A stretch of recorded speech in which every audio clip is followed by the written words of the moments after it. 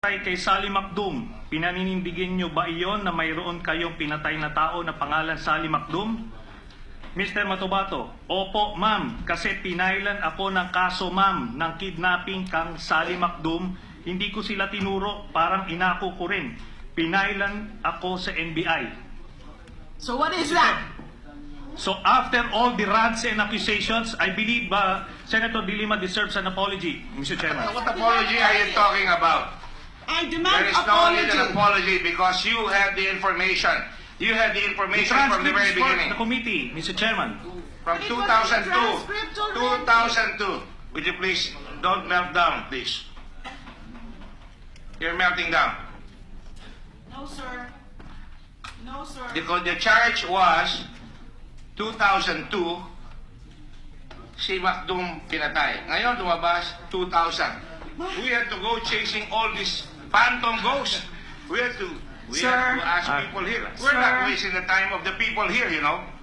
Maganda rin tayo lahat eh. Wala na. Mr. Chair, one issue at a time. Hindi ho ba yung pag-aakusa niyo sa akin na merong material concealment Alright. has to do with the filing of the case?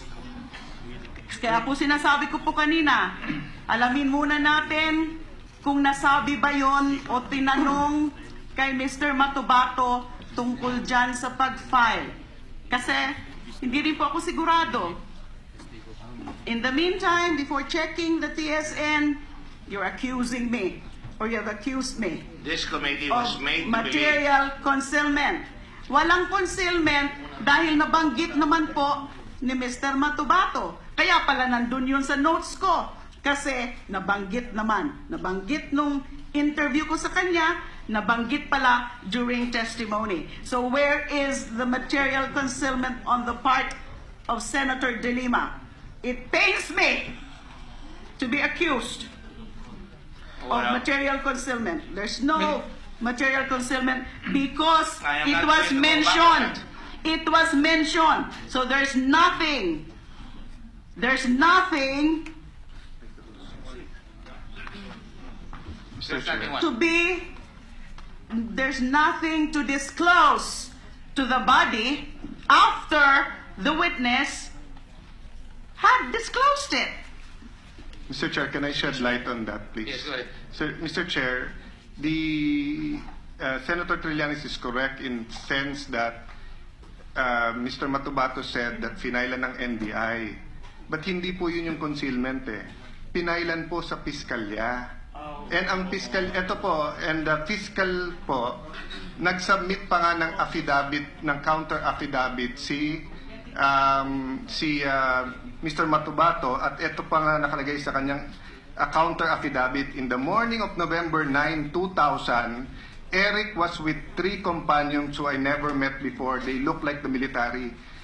Mr. Chair, if you check the transcript, paulit-ulit po si Mr. Matubato na 2002, paulit-ulit siya na yung mga polis na sinasabi niya ang pumatay.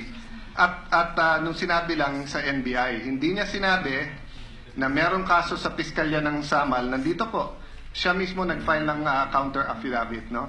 So to the chairman's point, there were things that at the very least were not revealed to the committee. But may I yield to Senator Pacquiao? I think he has a... Mr. Chairman, I believe we're now splitting hairs. Initially, your accusation was very, very clear that he did not... Oh, I'm not disclose withdrawing it. Not on your life, boy. Oh, well, I'm not withdrawing well, it. you're mistaken, No, and you're showing your bias, Mr. Let me Chairman. very clear. Let me You're very showing your clear. bias as the chairman, Bias? and It's fine. the apology is warranted. An apology is warranted, I will Mr. tell you the Chairman. concealment. I I will tell you the concealment. could not have concealed it because it was disclosed already. Okay, I will let you melt down and have the floor. All you want. And I will since listen. no apology is forthcoming, I'm walking out. Because clearly, there was no Mr. Chairman. concealment on my part because it was disclosed already. Disclose? I'm walking out. It was disclosed by the witness. So what is there to conceal? It was disclosed. The record is very clear. You know, I remember when we were... So I remember when we found out a while ago. Since there's you were no- very meek as a lamb. You know, I didn't know. I had it in my notes. Oh, I'm sorry. I did not know. I didn't say that. No, you were very meek as a lamb. And remember that I was not holding. That's why I was not the said. chair on the first. You were the first. That's And why when I said. the concealment was done, perhaps not by Matubato, because I was not here at the time, but the concealment was done by you.